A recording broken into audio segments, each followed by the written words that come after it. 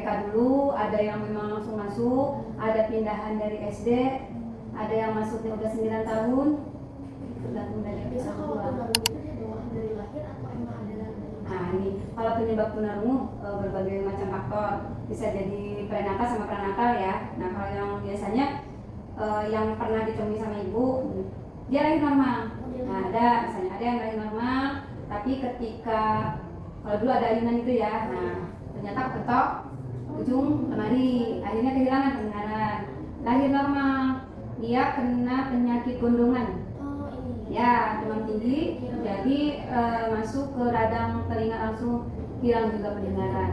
Ada yang dari dia normal minum apa namanya kecil paracetamol, jadi kira apa kan? Jadi overdosis kan maksudnya kehilangan pendengaran. Ada yang memang kalau dari lahir biasanya dari penyakit, bisa dari cacar. Nah itu juga penyebab, bisa menyebabkan. Ya ada yang dari kehamilan itu kan kita anggap. Ada juga dari faktor keturunan pernikahan satu darah. Ada sampai 3 orang. Berbagai banyak faktor sih.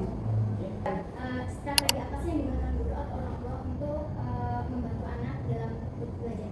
Strateginya, yang pertama itu kan koordinasi. Nah kebetulan biasanya kita punya WA group. Nah, anak-anak kan belum bisa ada jari, kita share sama videonya. Nanti orang tua aja mempelajari, nanti biar sama nih, oh pembelajaran ini berarti harus tahu. Kalau misalnya buku berarti B, U, K, U. Nah ini nanti baru tulisan dengan isyarat itu harus sama gitu. Jadi jangan sampai tidak tahu. Nah kebetulan ibu kemarin juga bikin ibu bahasa isyarat, tapi kompilasinya dengan yang dari kementerian. Jadi orang tua tinggal cari misalnya ibu, nanti tinggal klik ada bahasa isyaratnya ibu. Jadi lebih simpel lagi. Udah kemarin udah bikin.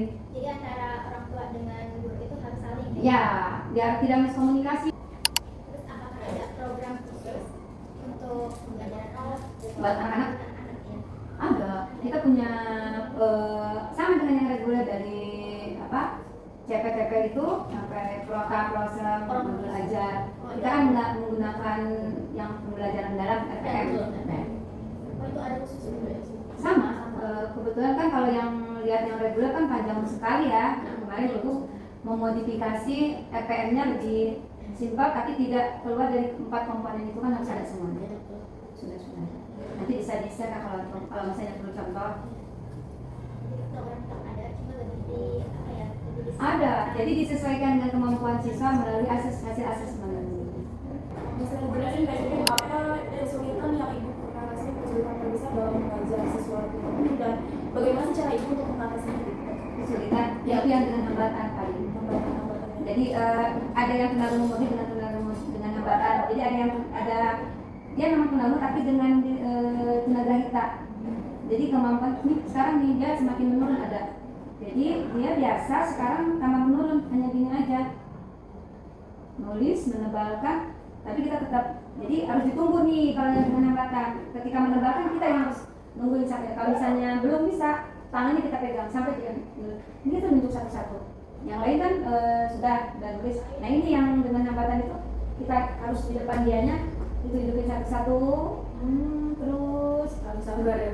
Iya, kan bukannya di sini.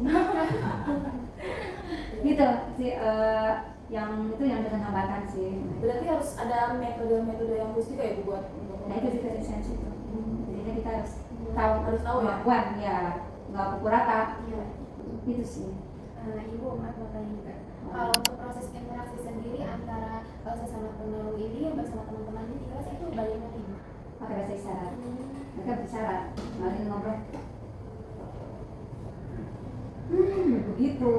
Biasa, tapi nggak berisyarat.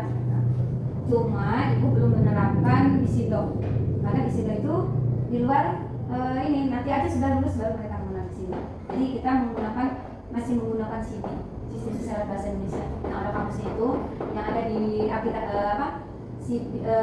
CD bahasa isyarat ada kan di Google, nah, itu yang kita pakai.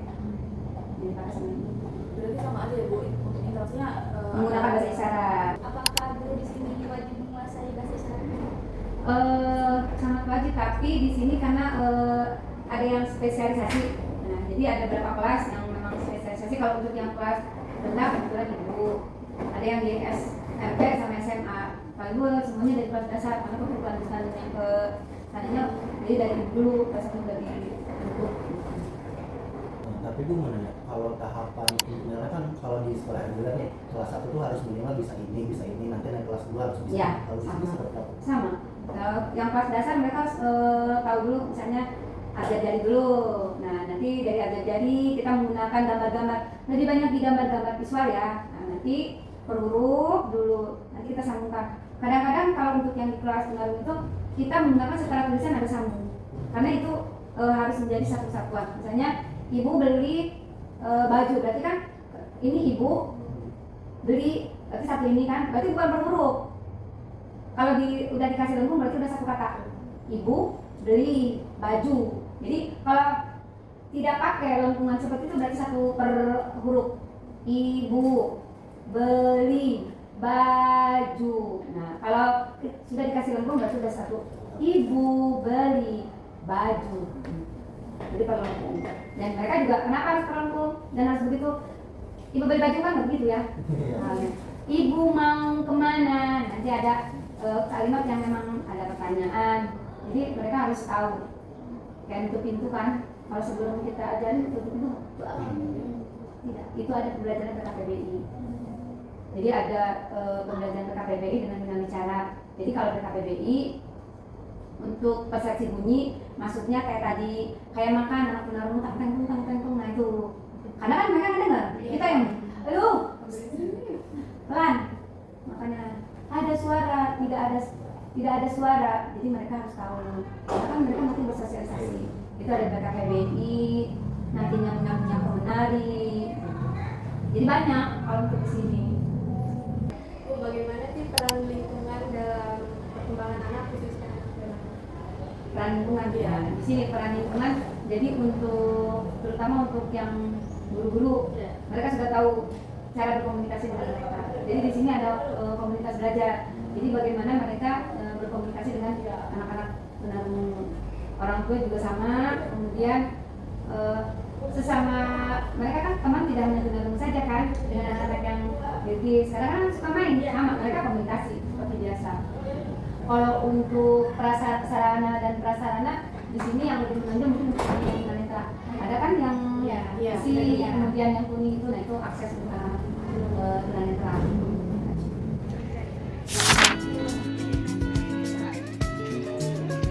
Nah, ini ada sisa TikTok kan tadi.